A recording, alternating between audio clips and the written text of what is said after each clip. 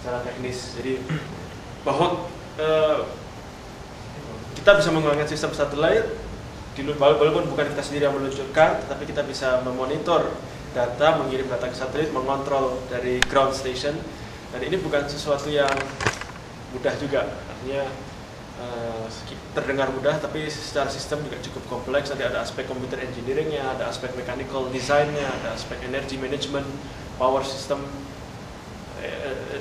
control, dan itu yang kita harapkan. Jadi suatu project science yang bisa menarik banyak orang, ada memberikan motivasi suatu goal bersama, tujuan bersama, common goal. Itu tujuan utama, misi utama. Adapun nanti secara teknis, apakah hanya sekedar transponder amatir atau mungkin kita tambah payload yang lain, scientific payload misalkan, eksperimen kecil, itu bisa saja. Tapi sekarang pada tahap ini pengodokan ini belum sampai ke situ. Jadi itu sesuatu yang sebetulnya nanti kita kembangkan setelah setelah ada workshop, internship. Jadi setelah mahasiswa-mahasiswa ini atau mungkin dosen-dosen muda kesini dan melihat, mengalami secara langsung proyek-proyek nanosatelit di Eropa, atau mungkin nanti dengan koneksi kita di TITEF, di Tokodai, mereka kembali ke Indonesia berembuk bersama apa kira-kira yang jadi tidak sekedar menyamai, tapi mungkin punya keunikan, suatu aplikasi teknis yang unik buat Indonesia. Itu belum sekarang kayaknya terlalu dini untuk mendefinisikan misi teknis itu. Itu kalau boleh tambahin dikit Pak. Iya. Kayaknya apa yang kita pikirkan sebenarnya lebih kayak wah, mahasiswa Indonesia juga bisa mengembangkan satelit sendiri. Karena itu yang terjadi di Delphi 3. Karena mereka benar-benar ya usaha mahasiswa, dan sampai sekarang sudah 1 tahun lebih bisa orbit di luar angkasa. Dan kalau misalkan ada conference nanosatelit, Delphi 3 itu selalu menjadi rujukan salah satu misi yang paling berhasil. Gitu. Nah, kita berpikir bahwa kalau seperti itu bisa ada dari Indonesia, itu apalagi Indonesia udah kayak tidur gitu kan untuk masalah teknologi space, dan itu bisa menjadi suatu tendangan yang bagus lah, batu loncatan yang baik sekali gitu. Jadi sebenarnya apa yang kita pikirkan lebih ke arah situ dulu. Memang untuk detailnya, teknologinya, apa yang akan dilakukan nanosatelit kita tidak bisa mendeskripsikan sekarang, karena itu tergantung teknisnya nanti gitu. Tapi ya kita berharap seperti evolusi ya Delphi C3 ke Delphi Next, bahwa di dalam Delphi Next mereka mencoba memperbaiki segala sesuatu yang ada di Delphi C3. Segala sesuatu dicoba untuk di-enhance jadi teknologi yang lebih baik. Bisa jadi misalnya apa yang dikerjakan oleh Pak Marwan juga bisa di. Ya, tapi maksud saya pikir waktu kita melaunch itu atau mengadakan workshop itu, saya pikir misi utamanya harus ada dulu. Apakah misalnya kita mencontek misinya ya, itu di C3 ya. Di nanosatelit adalah platform teknologi. Ya. Jadi mau digunakan untuk telekomunikasi atau mau digunakan untuk remote sensing itu bisa, tergantung aplikasi. Tapi platform teknologi sarana, prasarana itu pun kita belum menguasai. Jadi ketika kita mengadakan workshop dan magang, itu sebenarnya ini ada transfer of knowledge, transfer of experience ke mahasiswa-mahasiswa kita. Nanti setelah itu mereka baru mendefinisikan sendiri, dibantu oleh pembimbing-pembimbingnya, apa proyek yang sangat visible untuk dilakukan di Indonesia, yang layak dan ada nilai gunanya juga di Indonesia.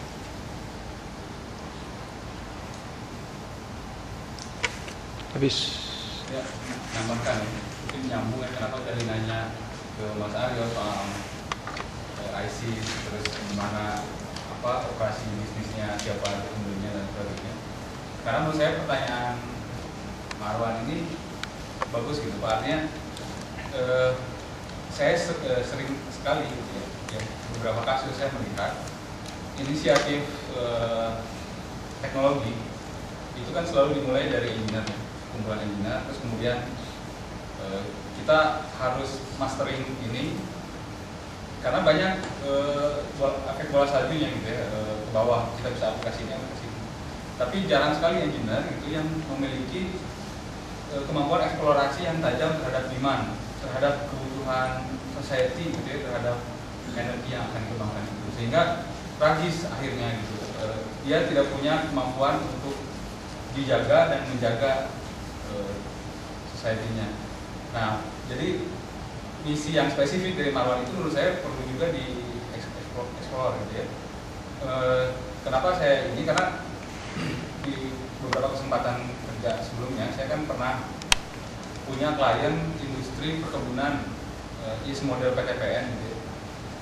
Dia itu punya 34 titik kebun di Nusantara, dan sekarang karena sudah eranya otomasi informasi gitu ya, jadi mereka laporan keuangan segala macam, nyari provider, visa segala macam ya, nyari Indosat, dan itu sangat mahal sekali gitu ya. Artinya kalau itu satu kebutuhan telekomunikasi, dan kita tuh banyak ternyata perusahaan-perusahaan yang beroperasi di seluruh Nusantara, misalnya seperti PLN ya, atau Pertamina, itu kan banyak sekali cabangnya. Nanti kalau kita bisa mengeksplorasi itu ya, kebutuhan dipertajam gitu dari sisi demand-nya, spesifik aja gitu. Paling nggak sudah ada yang melakukan pendekatan ke apakah misalnya Pertamina perlu komunikasi yang ya VPN tapi bisa menyambungkan seluruh branch di Nusantara gitu, atau PLN atau PTPN atau Menko misalnya. Menko kan titik operasinya juga kan. Dan memang kalau langsung disesuaikan dengan demand, biasanya itu akan memberikan requirement yang tinggi kepada proyek awalnya. Jadi misalkan sesuai dengan demand, mungkin kebutuhan bandwidth untuk telekomunikasi data Pertamina amat besar. Jadi tahap awal misalkan Inspire 1 itu terlalu demanding kalau kita langsung implementasikan di situ. Bisa untuk Inspire 2 ya, misalkan seperti Delphi Next itu yang sudah memakai yang lain. Jadi kita maunya di DKB. Itu saja demand akan kita lihat, tapi adanya penguasaan yang bertahap. Ini kan ada tahap-tahap yang mungkin. Seperti kalau tahap workshop, itu kan mungkin bisa pakai people power ya. Artinya volunteer, kita undang mahasiswa dan sebagainya itu sampai intensif, sampai segala macam. Kita bisa manage itu tanpa perlu supply dana yang gede gitu ya. Tapi begitu peluncuran kan artinya perlu mulai kita untuk lanjut. Karena kan nggak tahu kalau Delphi Next ini biayanya dari pemerintah Belanda semua. Jadi tahu saya dari Telkomsel. Ya, dari Telkomsel kan dari pemerintah gitu. Setahu saya sih sebenarnya ada sebuah project namanya Micronet. Micronet itu asal dari Ministry of Economic Affairs Belanda. Ya, makanya. Dibagi-bagi ke sebagai universitas, dan termasuk DFC ini termasuk salah satu work package-nya. Ya, Jadi makanya sebenarnya kan kita ujung-ujungnya tidak uang punya dari pemerintah, ya, walaupun kita punya koordinasi privilege order seperti itu ke kan. company, sebenarnya ujung-ujungnya Artinya kalau kita mau bangun people power nih gitu ya untuk bikin ini, kan kita nggak punya keistimewaan untuk mengakses dana APBN misalnya seperti halnya Delphi. Kan itu tetap kan untuk mematerialisasi semuanya. Ya, misalkan seperti yang kita lihat di Indonesia sekarang ada kompetisi robot. Sebenarnya saya ambil contoh dari robot, karena robot juga jika dinilai di bench DS juga tidak ada misi yang sesuai dengan Ya. jadi lebih kondisi pendidikan, edukasi. Jadi selama itu biaya penyelenggaraan semua dibiayai oleh Politeknik Negeri, Unggul Arena segala macam. Jadi saya kenal dengan kawan-kawan di situ.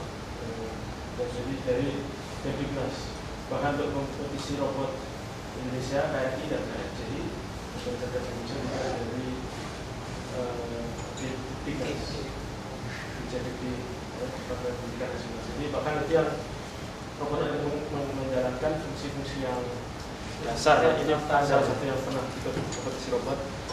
Mas Dwi juga. Sebenarnya kalau satelit ini ternyata target aplikasinya justru lebih jelas daripada robot. Walaupun kita tidak bisa mulai dari kompetisi seperti sistem robot, tapi kita mulai dari sistem kolaborasi konsorsium. Jadi pembiayaan tidak dibiayai oleh universitas tertentu, tidak mungkin dibiayai bersama, misalkan waktu orang di konsorsium bersama. Yang itu yang saya pikir teman-teman nanti di Indonesia yang lebih tahu kemana saluran pencarian sponsorship yang dari pemerintah dari